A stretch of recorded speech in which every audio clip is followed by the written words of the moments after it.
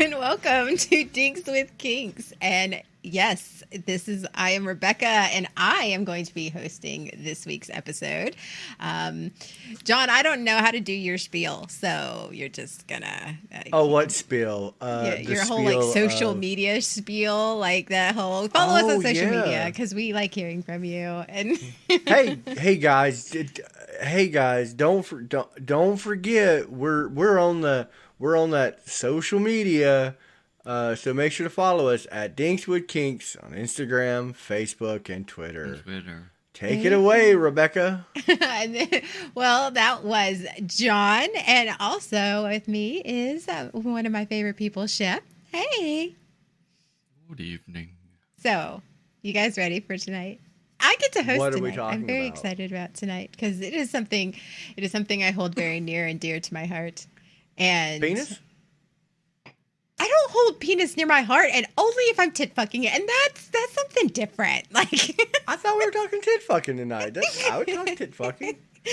Oh yeah. Not a fetish, do you like to do it lifestyle. like downward? Do you like to go downward? Or do you like go up toward the face? up to who goes downward? Like how do you even do that? Hey, I don't judge. What if you're sitting like I don't know. Anyway, That's like a if you want to tit fuck and have your booty ate, then that's how you do it. That's fair. Tit fucking booby eat. But we're not talking tit fucking today. What are we talking about? We are talking Melolagina. And I know it's fun. No. Melolagnia is a paraphilia that involves sexual arousal or interest in music. It is term that is related from the Greek roots melo, meaning music, and lagnia, relating to lust. So musical lust. Musical lust. So like how I feel about Taylor Swift is a fetish. I feel that very in tune with my lagnia. Not exactly it, but okay, we're good. So, have you guys ever heard a piece of music or even listened to music? Because I know both of you, like all three of us, are really into music. I've never listened to music. Oh my God, you didn't let me. Oh, is this what you do? Oh, that's it. You bratting out today? Okay, all right.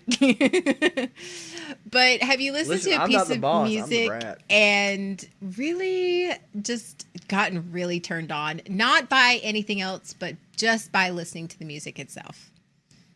No, but I have gotten other emotional responses that have led me to horny. Like, I have listened to music, thought of a fun moment. Like, I've used music to, dredge up some good memories. Just like you do with smell. Like, you hear that song and you're like, oh, I remember you used it to trigger that muscle memory. Upside down tit fucked and got my butt ate. What about you, Shep? I can say the music has given me the, goosebumps, stuff like that, the textual kind of reaction there, but never aroused specifically. Well, so, reactions, yes. Sexual. I have to say that I absolutely have this kick. I am one of the. Well, I have a music degree, so I listen. Music affects me very differently, and I didn't even realize that it didn't affect other people the way it affected me until I started talking to someone and we were listening to a symphony and I was like, oh, listen to that. Just isn't it? Oh, and they're like, it's just music. I'm like, what? So what you went and did, you went and got a horny degree. Well, considering I played French horn, yeah, I did actually. So, got a degree in French horniness. Got it. I know. So here's some fun facts. Is that the music affects the same parts of the brain that affect sexual arousal. Right there in the amygdala. That is our nice little tucked away in our front temporal lobe. The amygdala is the thing. It's basically your emotional switchboard. So when John was saying he likes to listen to music and it affects him, that's what's getting stimulated. So it's one of those, it's right there in their frontal lobe, and it makes you feel all the things. And of course, like anything that makes you feel all the things, somewhere your brain and your wires get crossed and you feel all the things, and then all of a sudden you're turned on and horny. No, absolutely. Actually, I fully understand this kink in the regards of like, because, you know, everything is based on rhythms and patterns. You know, our whole life, the psychology behind of just how we function is, that's why we enjoy music. Period. Because rhythms and patterns make us feel comfortable. Mm-hmm. And, you know, just like I get in a rhythm of like when you set a scene, when you're scening in Dom, you're in a rhythm. You're doing a thing. It may not be an organized rhythm. It could be like off-kilter, you know, jazz, fusion jazz. But it's still a rhythm. It's still something that you connect with. Mm-hmm. So I absolutely, yeah, I can get behind this kink 110%. Yeah. What about you, Shep? I don't know about me. No, but yes, I can definitely get behind it. It's just because music itself is a rhythmic art. So, I mean, everybody wraps their head around and enjoys some style or type of music. Everyone. Nobody hates music, period. Well, I'm sure like, we can't say that, because there are people in the world who hate music and hate fun. They live in that same town as Dirty Dancing. Well, I mean, there's that town. But I thought it was Footloose. Footloose, wasn't it Footloose? It was Footloose. It was Footloose. Dirty Dancing, they did all the dancing. There's some town where people, they hated dancing. Lake Lure, they're still happy. Yeah. They celebrate that. Now, my question is... Oh, go ahead, Chip. Oh, I was going to say that, you know, it definitely is music is an art, and so many people are stimulated, whether it's an auditory or visual art, in many different ways. Mm-hmm. And sometimes very deeply and emotionally. So I wouldn't even call this, like many of our other fetishes, we say things wires cross and such, and they meld uniquely. I wouldn't even say that in this particular fetish's case. I would just say it's a deeper connection to the rhythms and the tones, not so much across. Yeah. In this case. Yeah. Well, and it's kind of actually forefront what I was going to ask. I was like, how do you really discover this particular fetish? Like, how does one go, I have this fetish? Because the like music plays and your nether bits tingle. I mean, it's not that but complex. I would imagine it's particular music. I can't imagine all music. Like, no, Bieber's not getting me off. Well, and I can only speak from personal experience, but I know that everybody with this kink or fetish, it's not the same music, because has the same brain patterns. Nobody has it. Just like you like listening to different types of music, it affects you differently. So there are certain color tones for me that it really does have a sexual reaction, and I'm like, that is like it. I do get turned on, and I get that, just like I could totally fuck right now, like that type of What do you mean color tones? I thought we were talking music. Oh, and yes, I know, no, that wasn't sarcasm, because people who don't understand music. You're correct. You know what? Thank you. You know the new host and their tangents. I mean, you got to keep her on par. You gotta keep her on task. And you know, I get in that music ed degree. Like, she keeps getting those pearly dress whites in her visions, and she gets distracted. I mean, listen, I've got a sex degree, but you don't see me over here talking about like pushing my penis into a vagina. No, you just have an entire kink podcast. That's all. That's fine. No, I just want to make sure that everybody listening can get a good understanding of what you mean by color. You're right, and I appreciate that, because I have a tendency to talk over people's heads. But color tones is basically they're pretty short. Color tones is basically you can think of sounds, and every different instrument or sound is a different type of color.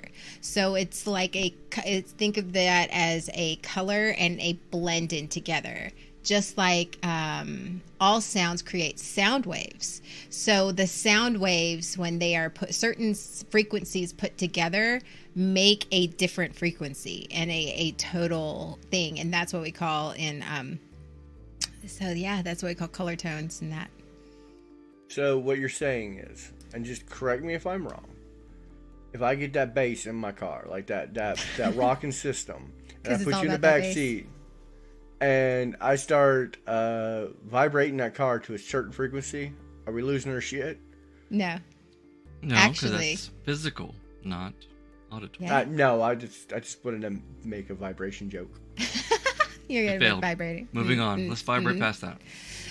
Big music releases, and actually there's a lot of musical studies done about how it affects your body and your brain, because they use music as therapy, mental therapy and physical therapy. And so musical therapy is actually a degree you can get, and it increases your heart rate. Depending on what music, it increases your heart rate. It can calm you down. I mean, when we're all sad, like, what do we want to do? We want to like sit and lament in our sadness, or sitting in the corner of the shower eating crackers. Yeah, I'm eating bread. I mean, that makes total sense because, like I said, yeah, music has an emotional reaction to me, and a lot of times, sexual stimulation is nothing but a chemical, reaction to stimuli around us. So it would make sense that there is, people out there who do get aroused by that. But my question is, okay, so we were talking science. Is there like a formulated? Have they come up with like this? Because there is calming music, there is hype up music, and I know there is to fuck to music. But is there to be fucked by music? I don't know. Foreplay music? This is more of an arousal. That is something to think about. Now I got to know. Now I got to find out if that is the thing.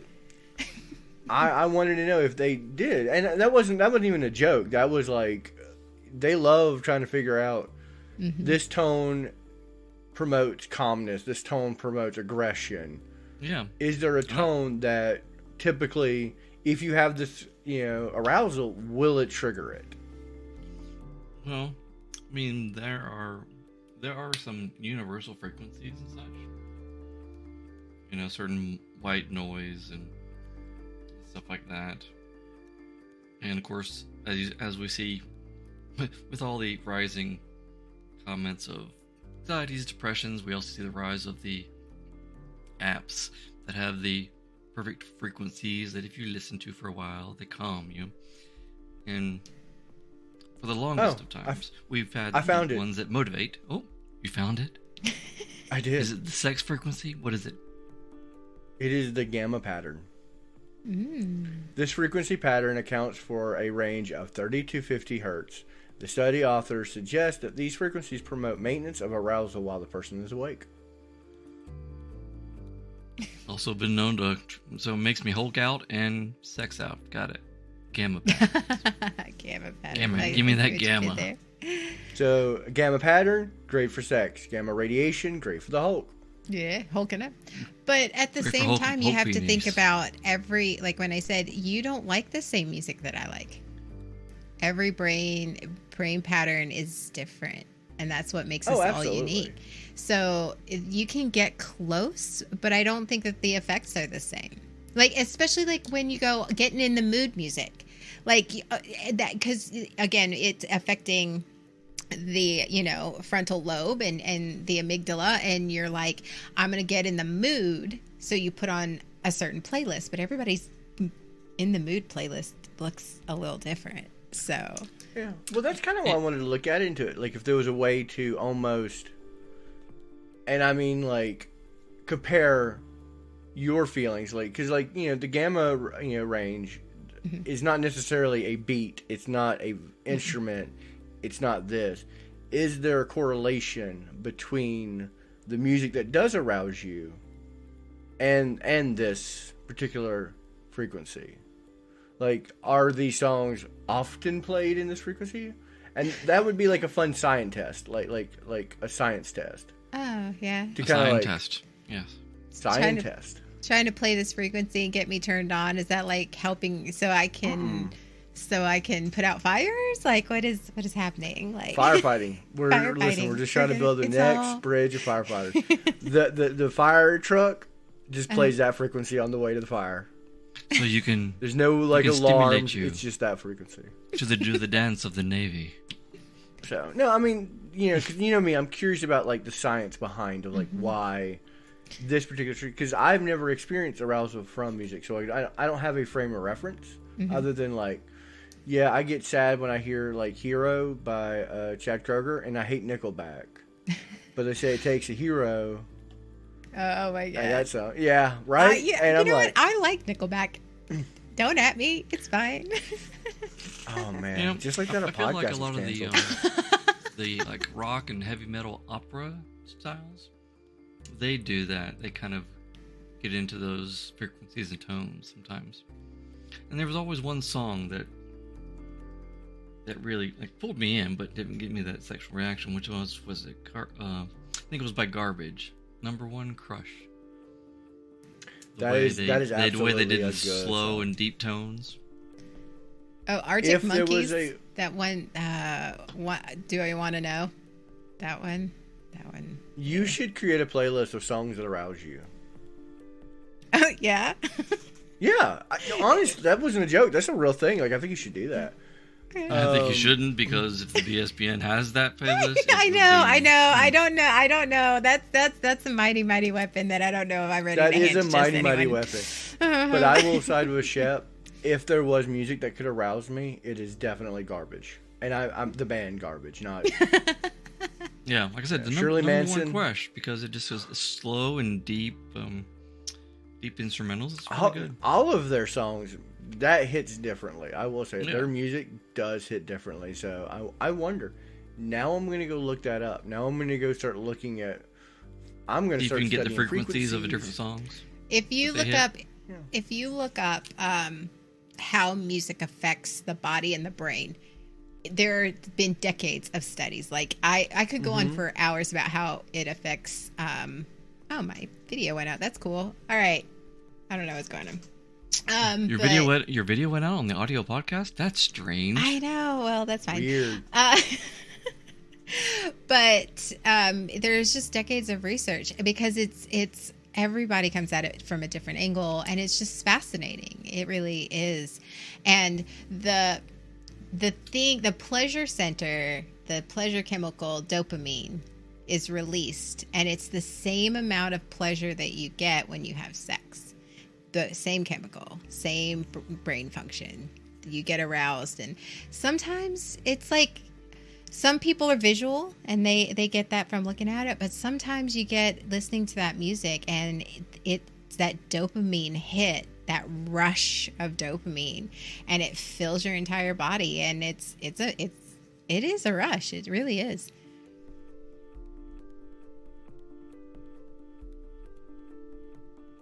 What is that face? What? I may have clicked a YouTube link that played a frequency that promotes arousal. Folks, because you can't see what's going on. First off, my video froze for a minute. Second, all of a sudden John's face goes really weird, and I'm like, I can't tell if I said something stupid or he is looking at porn while I'm boring him enough that he's looking at porn. So I don't know. You actually have fascinated me to looking into, like, this is a beta frequency. He was on his way to a gamma ray burst. Sexual arousal. And honestly, I bet you I could play a little bit on this podcast. Hold on. I'm going to... No one say anything for a hot second. I'm going to just let it play so you guys can hear it. Wait, say anything on the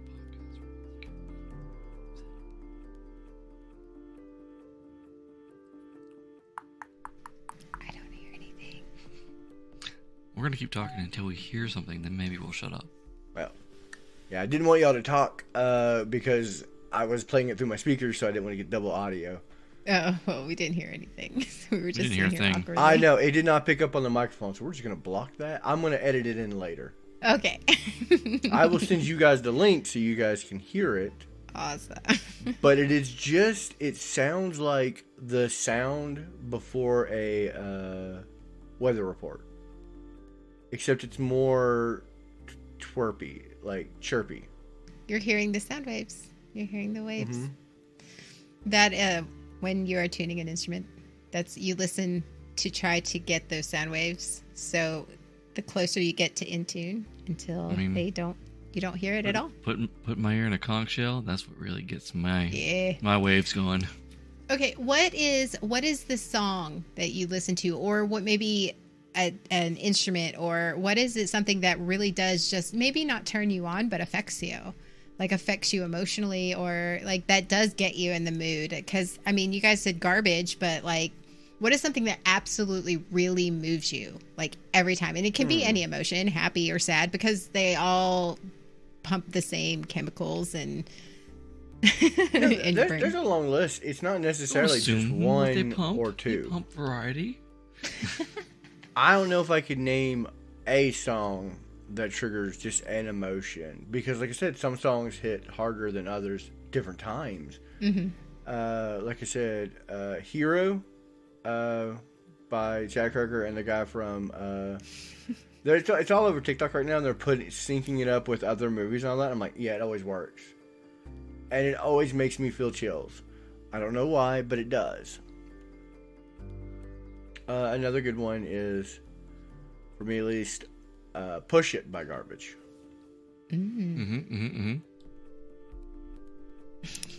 What about you, Chip? Really... Well, I mean, you know me and my memories, but mental recall, I should say. But you know, for whatever reason, the Garbage, the number one crush, always stood out there, and I know there's been others that giving you that skin reaction, where you feel a skin tingle type thing going. I know I've had it, but I can't remember the exacts right now. I know they're in my playlist for sure, though. Anything by Prodigy gets me going. Yeah, that gets me, like, those get me motivated. But no, like there's songs like I feel like, yeah, I usually play them because they're fast beats. Techno is great, especially for my ADHD, because it's constant state of change. So like a lot of times I have a techno playlist, old school techno playlist that I will put on if I'm trying to focus on stuff. Yeah. Here's one that actually really turns me on, and it is the violin concerto from the Red Violin, the movie The Red Violin. It's in these deep minor keys, and it's sad, and it's melodic. Like, I'm just thinking about it, I'm like, because I can hear it in my head. So let me ask you a question, like personally. Mm-hmm. Is there a other emotion attracted to your arousal to it? Like, is it more, because you said that's a very sad song, and it's deep.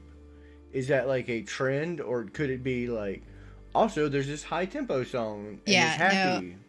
No, it's a lot of different songs, a lot of different because there's some up tempo stuff that I enjoy that do turn me on too, and so it all just depends on, maybe I think it's more where my mood is in that moment, where my brain, my emotional state is at that moment, depending on what hits me. But you know, I think that has a lot to do with it as well. But I didn't even realize that this was a thing until there are just certain songs. Like I started to become very aware that there was certain songs that gave me a full-on physical reaction. And I went, I wonder if that's a thing. And it is a thing. And I was very happy that it was a thing. I remember when you approached us about doing the episode, you were like, oh, I want to do this episode. Yes. Yeah. And you might actually get some reactions or enjoy Nightwish then.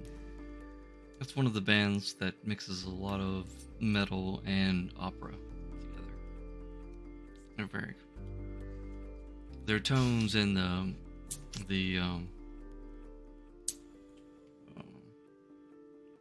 should say can't remember what the word I meant, but the scope of how lows and highs they reach throughout their songs and such. I think they can get a lot of reactions out of people. I mean, this kink can affect somebody for just a simple turn on. To somebody somebody with this kink and fetish, they can get a full on orgasm just by listening to music, depending. So I mean, it's a range, but I mean, I haven't gotten to that point yet, but I sort of want to try. Yeah, this kind of fascinates me because it gets to a point where, you know, like other kinks we talk about, I can look up porn for. Mm-hmm. There's no porn I can look up to like research this. Yeah. Like this is straight up scientific journal, which means I'm going to relay on you, audience. Oh, he's going straight up scientific on us. Mm-hmm. No, I mean, audience, if you have this kink, I want to hear from you. Like, Miss Rebecca, I appreciate you coming on sharing your thing. But it's the same thing we did with the smoking episode. Mm-hmm. We didn't have a lot of context for it, so we asked our audience to kind of just, hey, reach out to us if this is something that things, and give us your personal opinion of it, so we can, you know, just like in science, collect as many answers as you can, and the ones that have in common are usually the right ones. Yeah. Well. At least in this podcast, I wouldn't say right. I would say we are somewhere in the vicinity. Well, yeah. But I really appreciate you letting me talk about this, because this was something that I found very I find intellectual sex and intellect and like how it affects your brain. I find that all fascinating, and considering that this is something I personally have experience with, it was a lot of fun. So I mean, that's why we started this podcast. It wasn't, it wasn't just because we love talking kink and we're kinky bastards. It was because, like, I personally love the science, the science of arousal. Like, why does it happen? Mm-hmm. And that's why I was picking your brain. Like, I wanted to know what kind of music does this. I want to know what triggers it, and like the meat behind it. Like, how did you find out? Well, the meat is behind it. Mm-hmm. Timber, is there a certain song that does it better than others, or does it variety? Like, will the same song always turn you on, or is it just your emotional state at the time? It is the emotional state at the time, but there are certain, a lot of it has to do with classical music for me. And it's a lot of, because I am a brass player, it's a lot of very brass heavy, when it's big, like, Russian composers have a lot like that. Just they write really brass heavy stuff, and that stuff that will always turn me on. But it doesn't necessarily like it's different things can also turn me on as well. Different music, different pieces, but definitely when you yield in some heavy brass. I was about to say, who doesn't like to get some brass? Heavy brass. Heavy brass. Strong brass. Well, it's one of those things where I think a lot has to do with passion. Like, so because the way you're describing this, it's not so much like that. It's a chemical reaction, but your passion behind it. It makes me think, and there was this, and this is a horrible reference. You can hate me for it. There's a King of the Hill episode. Oh, God. Where Hank Hill kind of like starts dreaming about the neighbor's wife. And it was because he was bored. He wasn't bored with his wife. He was bored with propane. And then he kind of rediscovered it and like kind of fell back in love with it. And he got aroused again and started like having, thing. And they're like, "You're aroused by this, aren't you?" And he's like, "Yes." He changed from propane to propane. Well, it wasn't that he was, aroused by propane. He was aroused by his passion. Yeah. I think that I'm propane. I mean, me too. I mean, I think we're all a little... But I think you're right, John. I think that has a lot to do with it. Because, again, the passion, the creative part of your brain is still the same part that is arousal. It's the same dopamine rush. It's the same. So the more passionate you are about something, you're going to get that bigger rush, that bigger feeling when you hear that music. So that it all is like, oh, well, that's why if you like heavy metal music, you're not going to have the same reaction as when you listen to a violin concerto. It is all about what you like and what you're passionate about, and then that measures your dopamine release and your dopamine hit. See, that I can get behind. And I don't like that. Rebecca, I want to thank you. I want to thank you for coming on and hosting. This has been a fascinating topic. Thank you for coming. I love when we. Me too. I mean, I thank love you. when we do episodes that are not necessarily like this is straight up sex. We're talking peen. We're talking vajazz. Mm-hmm. You know, and we didn't even talk about sex really at all, other than just like arousal. Mm-hmm. And I kind of love these episodes. I really do get behind them and be like, yes, I have a boner for science. Wow. And thus a new fetish was born. Oh, it's not a new fetish. I know. That's why I can't wear a lab coat without getting okay, a you have wig. none. Okay, you know what? There has been no puns other than propane. I'm sad. Oh, did we not sing them out at the beginning of the episode? No. No. Oh, well, you want me to play you out? Yeah. I want you to put me out with some puns. But let's not forget any cautionary tales to any given fetish. With this one, if you have this fetish, I always recommend having a change of clothes because you never know when that perfect song will hit you. That's fair. And when that bass be dropping, so might that ass. Yeah. And the 'Cause most it's all about them important thing good of safety, vibrations. Nickelback is never arousal music. Throwing it out there. No one's ever Ever. aroused. No one ever looks at this photograph and gets it tingles in the bingles. That's not I'm true. sorry. That's not It's true. true. That It's is not true. Oh my god.